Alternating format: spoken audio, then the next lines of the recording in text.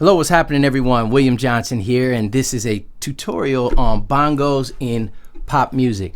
This rhythm is brought to you by this rhythm is brought to you by or inspired by a famous song, an iconic song from the 1970s, 1970 I believe to be exact, from the Allman Brothers, Midnight Rider. Now, I believe on the original it was congas that was tracked and not bongos, and someone out there can correct me if I'm wrong on this. I was trying to find the information, and someone can correct me if I'm wrong on this one, but I believe Johanny Johansson tracked the original congas, not bongos. But we're going to use bongos for this particular rhythm, and it's not going to be an exact transcription of what was played on the original song, but we're going to use it as a reference. So you can go back and listen to the song and listen to what the bongos, the congas actually then was doing, and then you can check this video out, go back and forth and listen to it and draw some inspiration and some information there. But anyhow, the song is in a fusion of classic rock, southern rock, R&B, soul together. That's the Allman Brothers, style. Great jam band of the 70s, 80s, all the way up through the 90s.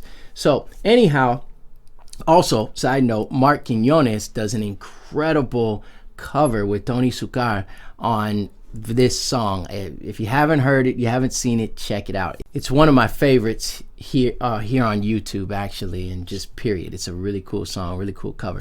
Anyhow, we're gonna do this a little differently. This particular rhythm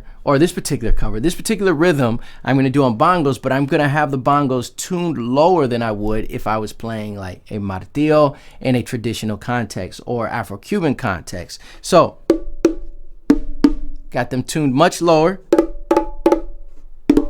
except for the hembra here, the larger drum of the two. I have it probably tuned, might be somewhat more conventional. But anyways, I'm tuning them lower. I have them tuned lower because I'm emulating what if it was the congas would be doing. Now, it's a really dry type of sound on the original recording.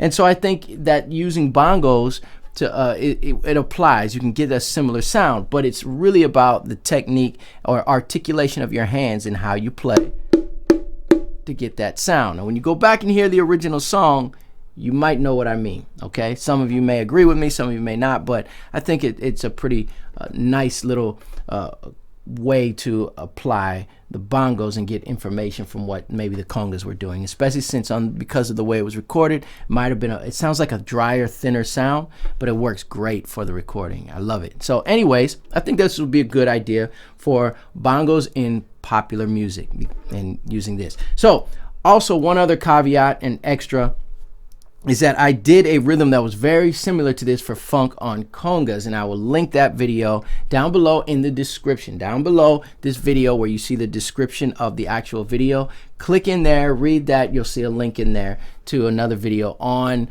my playlist, in my lessons playlist in congas, and where I talk about playing in a 16th note type feel on the and of 1 and the and of 3. And I'm going to get right into that. All right, so this rhythm is basically going to go like this, and then I'll explain it. I'll just play it a little bit and explain it. 1, 2, 3, 4. 1, 2, 3, 4. 1, 2, 3, 4. 1, 2, 3, 4. 1, 2, 3, 4. 1. All right, now, very basic. I'm going to also show you some variations, so that's not as simple, not as maybe doesn't stay or doesn't fall into the vein of becoming redundant, right? So, but first, what are we doing here? Well, I'll give you the skeleton of it all. And one of the main anchors, I like to use the word anchor when we're learning new rhythms and trying to apply it to a context of a song or a situation, is in this particular sense, the anchor is that and of 1 and the and of 3. Now, what I mean by and is I'm counting in 4/4. Okay, that's the time signature. 1, 2, 3, 4. 1, 2, 3, 4, and then the pattern starts over and over between those four notes, those 4 quarter notes there. All right, each bar. Okay, now I'm playing on a 16th note on the and of 1, so 1E and a 2E and a 3E and a 4E and what I'm doing is playing on the higher pitched drum. All right, but I'm not playing like this. I'm not letting the overtones, the ring or the extra tones from it being fully open, meaning nothing else is on the drum, ring out. I'm not letting that resonate. I'm using this part of my hand, okay, right where this, I guess the second digit, this knuckle part of the hand, on the back side of that part, right there on the rim of, just above the rim actually, inside the rim of the drum, and I'm playing into the drum a little bit. So it's like almost like a muff, but not as dead. I'm letting it kind of resonate a little bit because I'm trying to get that dry, higher pitch conga sound. So I have this lower to emulate a higher pitch conga. Now some of you may say, well, why wouldn't you just use congas? Well, for sure, but this is a bongo tutorial, right? Plus, you might want to use the bongos to have that particular sound, or you might want to use them in place of congas, especially if you're on a gig and you're not going to carry the congas. You want to bring your bongos and kind of play in this particular fashion. A lot of different reasons why we would be doing that. But anyways, so I'm kind of playing like that. All right, so 1E and a 2E and a 3E and a 4E and a 1E and a 2E and a 3E and a. Now what's happening after those notes is the snare would be coming behind it. 1E and a ka, right on 2. 1E and a 2 and a 3E and a 4, okay? So it's like a p-pot, p-pot, but not in a funky way, like really funky and like in funk music, because this is more, I got a $1 silver dollar. Okay, so it's the swing is a little bit different, all right? A little more of like that rock, classic rock feel, but it's got some of that funky vibe to it, but it's a little, some people say it's a little straighter. They like to use these words for the rhythm like swing or straight, okay? So the feel is what's important. Placement, where we place the notes, and how it sounds are the two very important things with this, okay? It's not a whole lot of notes going on, but how you feel it, where you place the notes, how you articulate your hands, that's where the complexity is with this particular rhythm, all right? So now the open notes are playing around this guy. 1E and a 2E and a 3E and a 4, okay? They're playing around it or around the snare, right? Cut. Okay, so in other words, 1E and a 2E and a 3E and a 4E and all right, so they're playing around this. But if we just that's what we want to remember. 1, 2, 3, 4. Now you're playing on the and of 1 and of 3. 1, 2, 3, 4. All right, but we're not playing an eighth note and. It's not a slower note. 1 and 2 and 3 and 4. If we're doing the same tempo, right? It's 1. Not.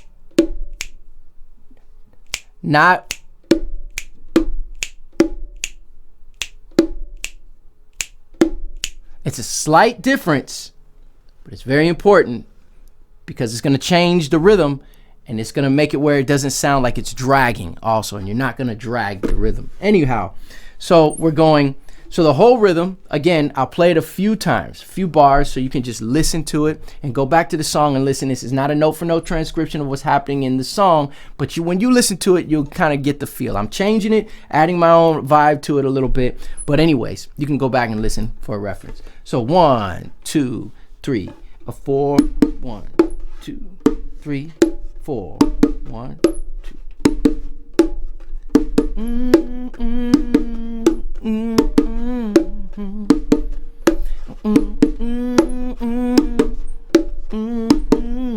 Now, if we play that over and over and over and over, it can become redundant, right? So we want to add some variations. We switch it up a little bit. So one of the ways we can do that is take out some of these open notes here. Instead of playing on every single pass, because this is the rhythm right here. Boom, boom, pop, boom, boom. Not. That's okay, but we're going. It's a deader sound. All right. So let's just play one every now and then.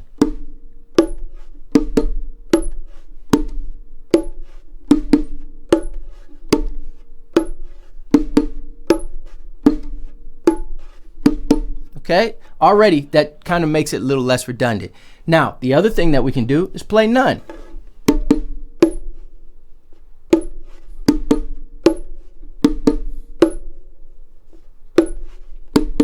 Now, in order to do that, to take away or to add, we really want to work on our ability to count and know where we're at in the rhythm. Where we're at meaning numbers, beats, where we are in the measure, in the bar, okay? 1, 2, 3, 4, 1, 2, 3, 4, 1, 2, 3, 4, 1, 2, 3, 4, 1, 2, 3, 4. See? So we want to be able to develop that as a skill. All right. Another variation that we can add is right after these ands here, 1E and a 2E and a 3E and, we can add a high pitch rim shot here with fingers. And we can change how high pitch we want. But the idea now is that we actually allow the overtones of the bongo of where it's tuned to come out. 1, 2, or 1, 2, 3, 4. 1, 2, and that's on the 1E and a 2E and a 3E and a 4. 1E and a 2E and a 3E and a 4E and a boom boom boom ba boom boom boom ba boom boom ba boom boom boom ba. So let's add all the variations.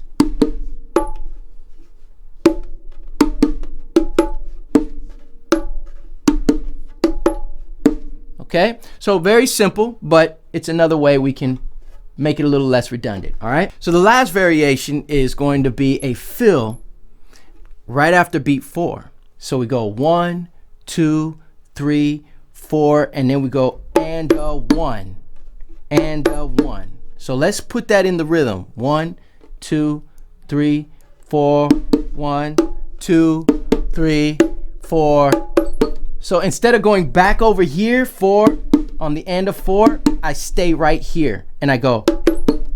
So instead of going, I go 1, 2, 3, 4. 1, 2, 3, 4. So in the rhythm it's 1, 2, 3, 4. 1, 2, 3, 4. 1. Okay, instead of coming back over here, I stayed right here. So, dot, boom, boom, dot. See, instead of going doo doo, dot, doo doo, dot, I go doo doo, doo doo. Instead of going doo doo, dot, sorry, I go doo doo doo. Right, left, right. Right, left, right. And then come back in the rhythm by going.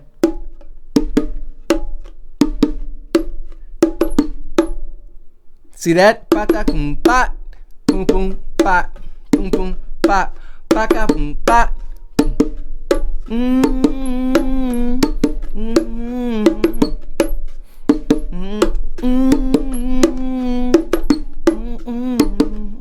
Okay, so those are just a few different variations. Hopefully those help out. Let me know in the comments below, and you know, if this helps, if you want me to expound upon this a little bit more. I plan on it anyhow, but if there's something in particular, let me know. Don't forget to subscribe to the channel and hit the bell, and you'll be notified of any future videos. I've got some cool things on the horizon. God bless you all. Thank you for watching. May the Lord make his face to shine upon you, and I'll see you soon.